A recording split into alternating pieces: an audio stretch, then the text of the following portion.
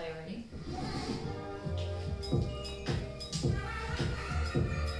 Alright, I am Jenna Lovell and this is By the Fire with Jenna Lovell. Joining me today is Andrew Lyons. Come on in, Andrew. Thanks for inviting me, Jenna. Alright, so today we're going to be discussing aesthetics, and a broader subject of aesthetics is semiotics. Have you heard of semiotics before? I couldn't spell it, and I've a vague idea of what it is. I've heard the word thrown around. It doesn't mean symbolism. Is that what it means? It's signs and symbols that represent something on a larger sort of scale, right? So to sort of play a game, we're going to be playing a game together, which is basically we're going to be looking at various different pictures, and then there's going to be a conative and a, what is it called exactly? So, when you say signs and symbols, are they not the same things? Because for me, when I think I'm driving down the road, I see, a sign that has a symbol on it. I'm not quite sure. Is there a difference? So if you see a sign, like a stop sign, right? That's like an icon that represents a signal that we understand in our culture based on whatever backgrounds that it come from. So if you see a stop sign, what shape is it? What's that, like a hexagon shape? It's a hexagon. And what colour is it? Or it could be red. Is it a hexagon? Or is that just the movie? It's red. It's red. It it's says red. Stop in white writing. Exactly. I know that. And a traffic light, stop is red. Exactly. And green is go. So these are just a signal in society that we've kind of internalized and we understand its meaning on a larger scale. No one really had to kind of explain that to us, or at some point we would have learnt it, but So when you say, sorry for... No, go for it. When you say aesthetics and symbiotics? Semiotics. Yeah. When you say aesthetics, so when I hear aesthetics, I immediately think of stuff that's nice to, that's nice visually, but not also visually, but mostly visually comes first to mind. Yeah. So you're talking about not necessarily visually, but probably immediately I'm thinking some kind of visual symbols is what you're... Absolutely. So semiotics is a various different, like in film, for instance, there's 4 different overall, areas that would sort of communicate a feeling or an emotion that we largely understand because it's embedded in our society and throughout our culture. So in film, it'll be like the mise-en-scène, which is the whole arrangement of what is going on in the picture, like what the person's wearing, what the set's designed like, all of that is designed to communicate a feeling. Then you've got sound, so there could be semiotics of sound, like there's a very different sort of sound for horror versus comedy, like laughter and clapping versus kind of suspenseful music. Then you've got camera movement, camera angles. So if you film someone from below looking up, and then that's kind of like a position of power, so you might feel intimidated looking at something from that kind of camera angle, or it's a little bit disconcerting. And then finally, the final one is editing. So we understand through editing what someone's trying to say. But that's in film, but it's throughout, it's everything. It's like semiotics is what you're wearing, right? It communicates what on a larger scale, a psychology kind of like where we are in society. So is it always going to be picked up on? Could some of these things, be missed by one person and seen by another person? Absolutely. or observed by another person, say, if it's not So- visually. What I want to talk about specifically within semiotics is the denotation and the connotation, right? So the way that you can kind of think of it is the denotation of a picture or an image is directly like a dictionary,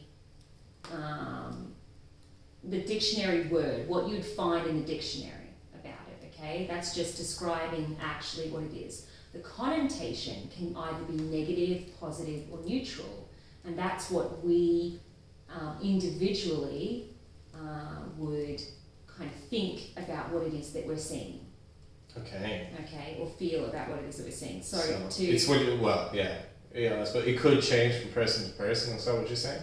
That, you know, if I say, you know, dislike you know, a particular food or something, or someone else likes it, then we're gonna have very different reactions to the same things. yeah, absolutely. Okay. So, speaking of food, this is part of the game, right? I'm going to show you a series of pictures, and you're going to have to tell me what the denotation is and what your connotation is. So, denotation, remember, is just the dictionary, what you think it would be, Okay. what it actually is, and then the connotation. Okay. Okay, so I'm going to show you a series of similar pictures, but the connotation might be different for each one. Okay? Okay. Alright, so So this will help you and me understand. And how do you want me to do? Do you want me to look at one picture at a time Yeah. and give you what I think it Denotation. how would I say that then? What is denotation? Denotation, just think of like dictionary. Yeah, okay. Okay, and then connotation. What it denotes. Sorry. Exactly, That's the what word. it denotes. Yeah, okay. And then. And what it's kind of conveying is the other one. Okay. Alright, Okay, so I think- firstly, I think I understand. Okay. Cool. So should I come around here a little bit? hold on. I'll start up by showing, we've got this here. Right. So I'm showing you a picture of an apple. Yeah, that's right. Okay. So it's a picture of an apple. An apple that's not on a tree. Not on a tree. So a single It's apple. uneaten Yeah. and it looks healthy, fresh. So that's the connotation. So it's healthy, fresh. So you're not thinking of orchards because it's not on a tree. No. Yeah, so that's really good. So the denotation is it's just an apple. That's exactly what it is, a fruit that grows on a tree. And the connotation is that it's not eaten. It's pretty basic, the background, right? So you're kind of just going, that's an apple. Done. Yeah. All right. Is there more to it than that? All right, we'll move on to the next one. This is An apple. It looks like a drawing of an apple. It's kind of. I don't know if that's just the image. No, it's someone sketched an apple or colored an apple. So it's a picture of an apple. So it's probably just really bad pixels, but Is it a photograph what's the or is it a drawing? mise-en-sens? The mise-en-sens, what's going on around it? Well, it's in a classroom or something. I would Okay. say. I'd say. Why would you say that? Well, it looks like there's a chalkboard in the background. Well, I guess may not be, but Yeah. that's what comes to mind. And the colouring pencils as well. I associate with some kind of studio or a classroom, most likely. So I'd almost think that it's a child's perspective of an apple, but you know, obviously. So, cool. It could be an apple on a teacher's desk. I don't know.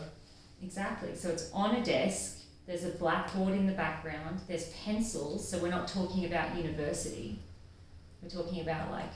Well, yeah, Yeah. unless it was like you can use those pencils to draw some pretty cool things. So it could be an art class, but it's most likely a children's classroom. Exactly. But it's the same image, like it's still an apple, but put into this context, it has a completely different meaning. And that's what semiotics does, right? Is that, and this is like what I was talking about in film with the mise-en-sens, with everything sort of encapsulated in the picture, we start to get a different idea or connotation about what it's saying. So this is probably like, you know, preschool, primary school, you've got an apple there that's for the teacher, so you might be thinking wholesome. Yeah. Yeah. Okay. Now, just to trick you, this is an icon, It's an icon. Yeah. which is a different subject that I haven't brought up yet, but it's also in semiotics. So this is an icon representing an apple. Yes. Okay, so that's, it's just Apple's logo. Yeah. It's Apple, the company's logo. Yeah. Exactly. So the connotation for that might be like amazing technology or Steve Jobs. I don't know, I've never touched an Apple before. Yeah, well, Steve Jobs came to mind straight away. Okay. See Steve Jobs standing on a stage, walking around in his turtleneck and telling everyone how this is the greatest product out there at the moment. And that's what semiotics, yeah, exactly. So it's just kind of like the apple, it's an icon, so it's not an actual apple, but it's still representing an apple, but it's communicating something completely different, which is technology. Yeah. And that might be negative or positive based on what you think about lots of different things. Like you might be thinking about sweatshops in China producing overpriced technology, or you might be thinking of innovation. Well, yeah, it's not going to be the same to everyone. No, Like, exactly. how's a Windows user? And it's intimidating. Everyone says they're better, they don't get viruses. But then also,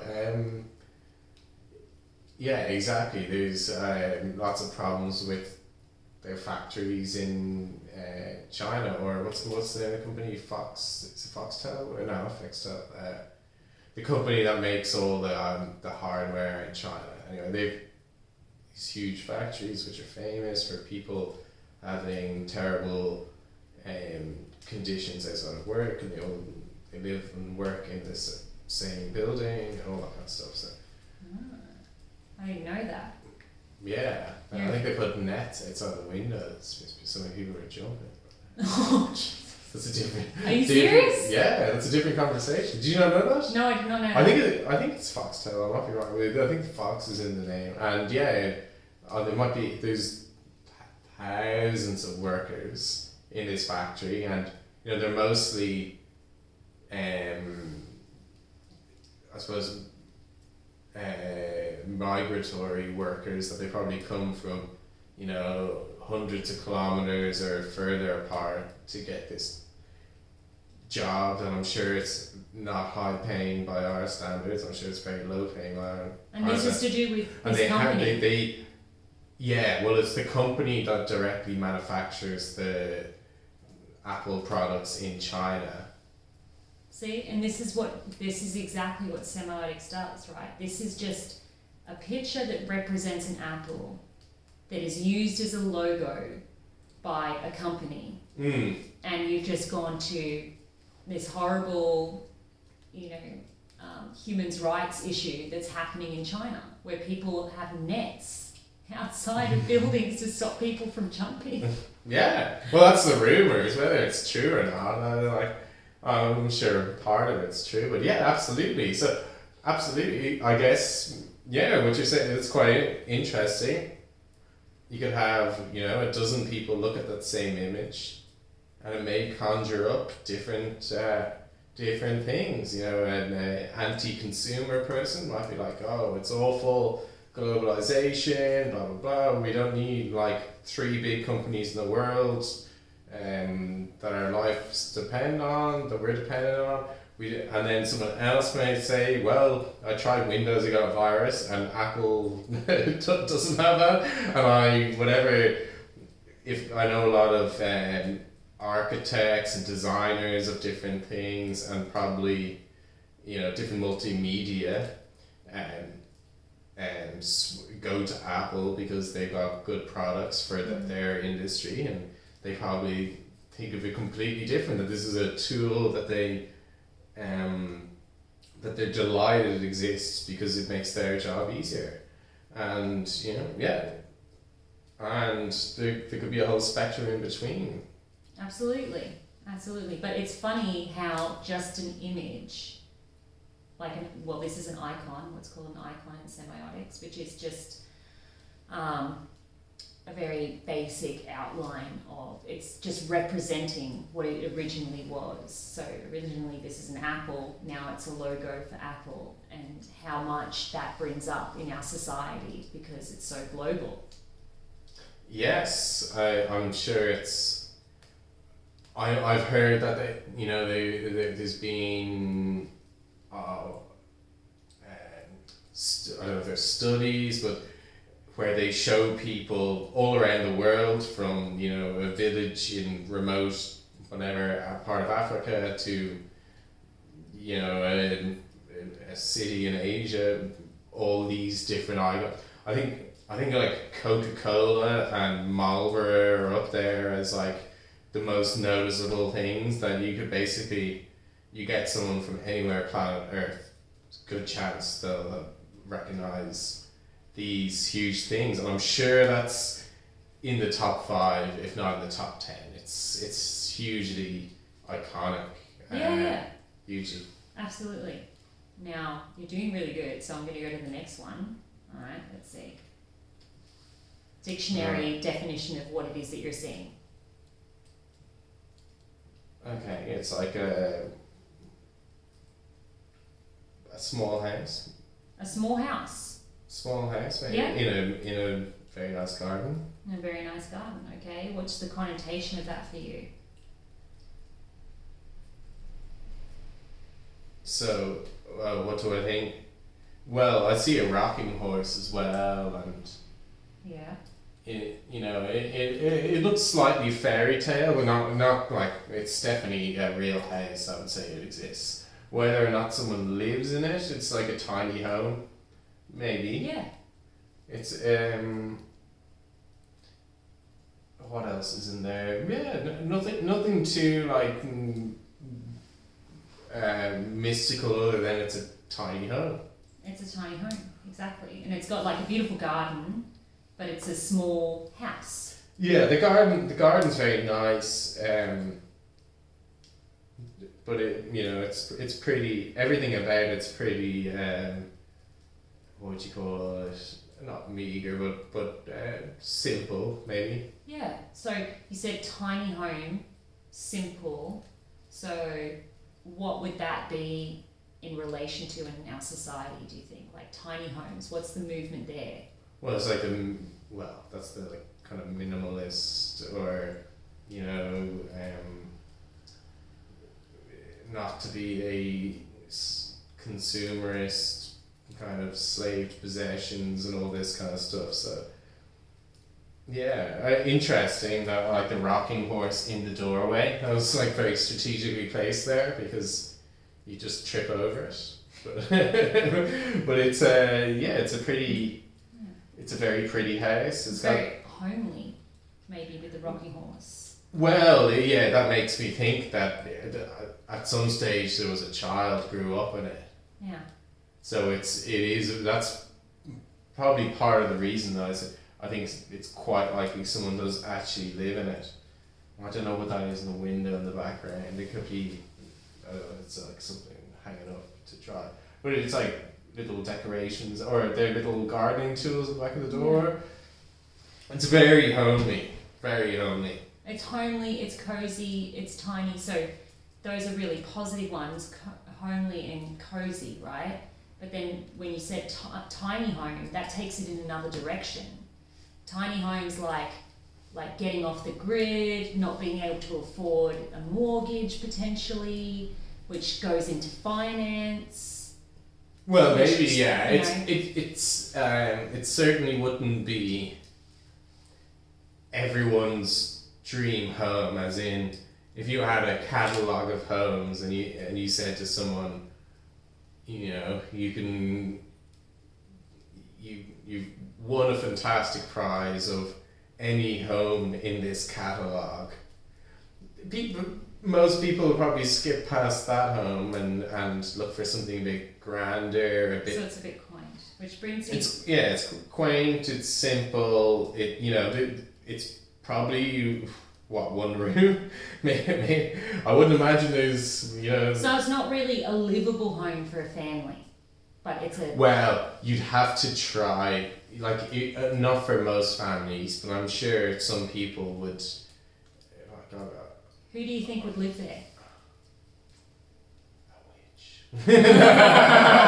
No, I would say, well, you see, the rocking horse throws me off because that kind of hints that there'll be a family living there, but then it's also so small that it couldn't be a large family. Maybe they could have one child. Or maybe the rocking horse is, just something to remind them of family. But if the rocking horse wasn't there, I'd say like an old person or an old couple that like the simple life as such to potter around their car. Yeah, it is. It's simple, isn't it? It's simple. Now you could have a child there, but it's it's a small space. Okay, that's really good. So we've gotten to it's a small place, and that's really logical and that's obvious. But if it's a tiny home, then that goes into like what you were saying, people that are looking to live off the grid, which could probably go down to governments and finances, how difficult it is to live. But that might be one way of thinking about it. But another way might be like what you said with the older couple, like it's a cottage that maybe they. I think it's a lifestyle choice really, because it's more so it looks more about the garden than it does the house. That the garden's quite large, and whoever lives there certainly cares for the garden. So maybe that's what's important to them, that they've different priorities. They probably don't have if I an told Apple MacBook Pro. Probably not. Exactly. That's a really good point. These people that live in this house probably don't buy expensive technology. I'd be really surprised if they did. Okay, so that's the connotation. So everything in this picture is kind of, before you even see a homeowner, is telling you about who could potentially live here. We're arriving to certain decisions and ideas about this house. Like if I told you that Kim and Kanye West lived here, you wouldn't believe me, right? I would not believe you. Okay. Well, they do. That's their primary residence. The next one is. Kim and Kanye, who? Yeah, that's where most people that they had that catalogue. Firstly, the denotation though, what is it? It's still a house. Oh, it's a house. Sorry, it's a house. It's a large house. Yeah. It's a extravagant house. Yeah, a very large house. Very large house. So, like you're saying, maybe Kim and Kanye could live here. That's more believable than the first one. Absolutely. It's an expensive house for sure. It's it's the house you'd expect someone who's But as an engineer, looking at the design, like the windows, the house is pretty traditional, I guess, but what does that mean? That's my connotation. But what part of the world do you think this would be in? It's a little bit unusual that it seems to have a dome just over the centre of the house. And some of the windows are arches, but some are not. I would definitely say it's an American house, just because it's not all the windows have arches, and Because of the architecture, you think? Yes. Well, it doesn't look like a house in maybe Saudi Arabia. Or No, in the West, let's say the Western world. yeah. It could be in England, it could be in America, it could possibly be in Australia, although I doubt it. I'd be surprised. But a poor person or someone like say in the house before, would they Well, want to live here? Would the same people No, be living no, there? no, no. No. This is I would say whoever has this house here has, you know, extreme wealth or wants to believe it, and you know they want something that is extravagant, and that certainly is. And when you think someone's extremely rich, what's the first job that comes to mind? Well, like I was thinking that it's the kind of house that like a Premier League footballer might have, like the English Premier League or something. Not necessarily someone who came from probably a normal background, but then had more money than they knew what to do with. Yeah. So they go, oh well, you know, I might as well buy that house that is beyond my wildest dreams. But it could easily be in, you know, from any number of you know, industries, but like most likely, you know, sports or entertainment of some type. I don't think that, you know, the most successful brain surgeon in the world would live in a house like that necessarily, even if they had the same one. Or, you know,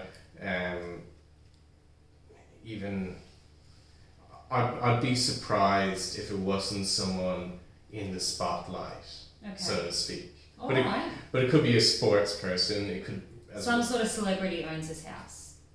Or well known. Well, yes, yeah. Not necessarily a celebrity, Yeah. but a well-known person. It could be, you know.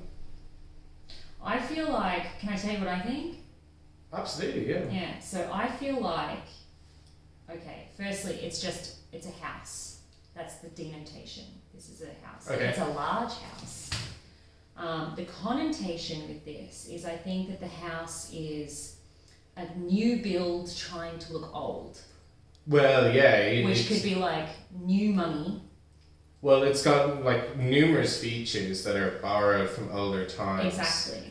That don't necessarily work. Like that is like something you'd see in the Pantheon, the top of that. Yeah. And the arches. I don't know if it's Greek or Roman or whatever. Someone would know. So they've even borrowed from other culture, but I feel like this little part of the house here with the little window and like that's very makes New England kind of thing. Exactly, it makes I think me think Stepford of Wives. like, oh no, I think of Stephen King book or something. Yeah. You know, or Like Salem, that part of the well, world, that Salem is in that's New America. England. That's in Connecticut, I believe. So. But I don't think it's an original house. But also No, like, it's not. It's not because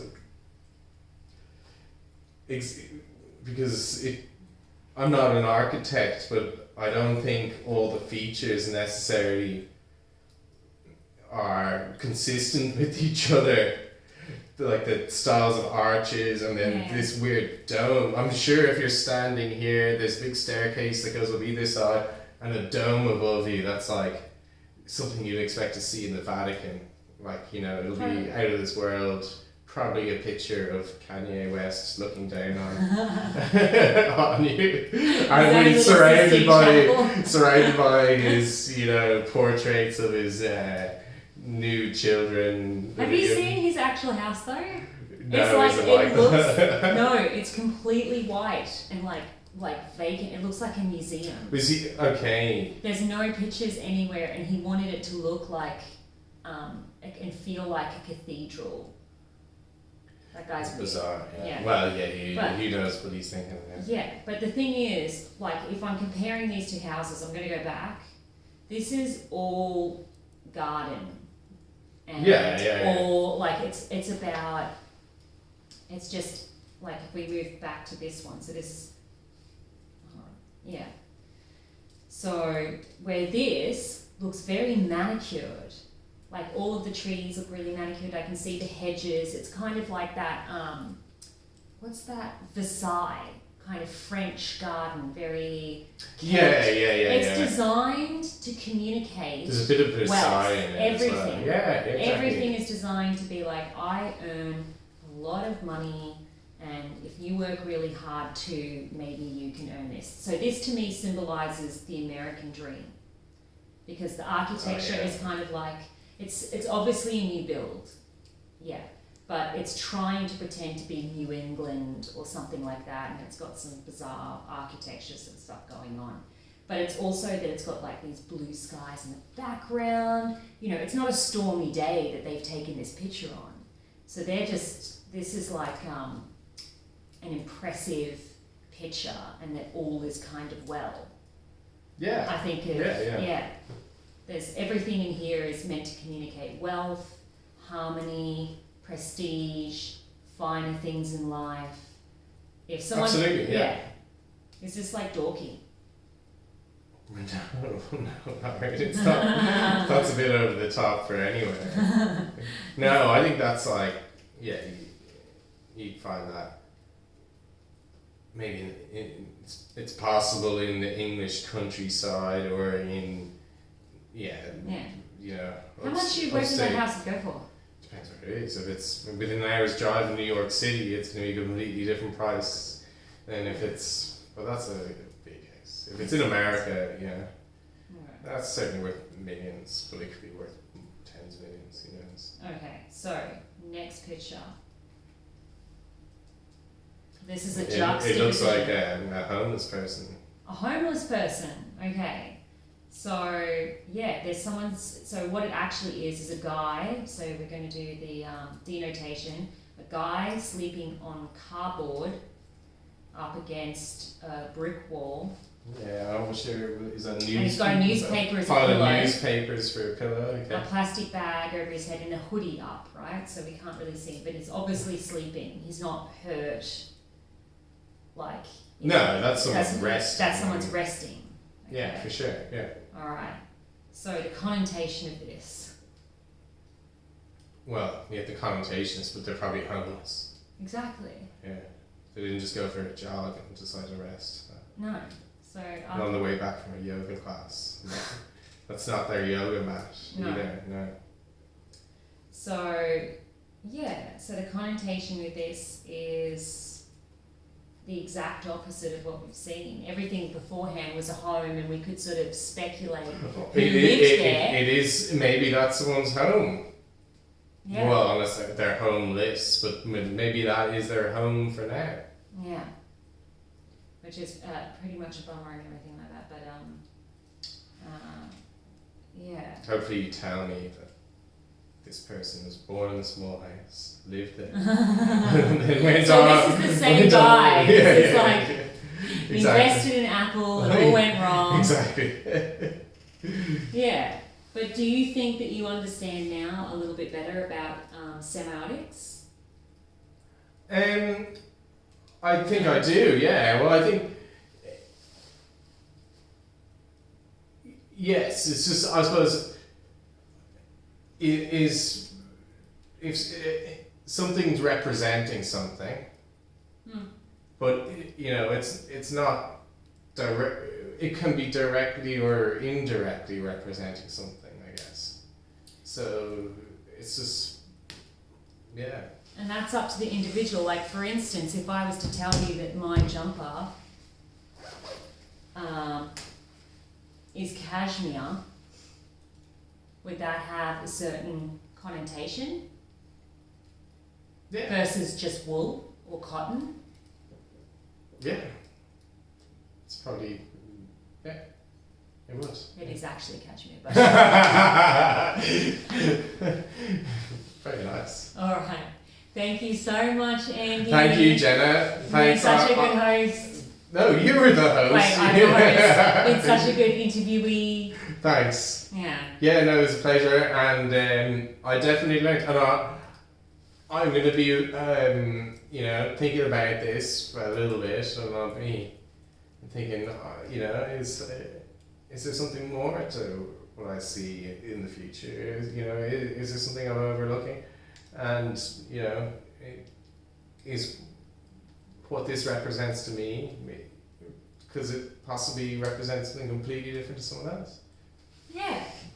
Awesome. I'm glad. Yeah, So fantastic. cool. Cool. Thanks. Thank you.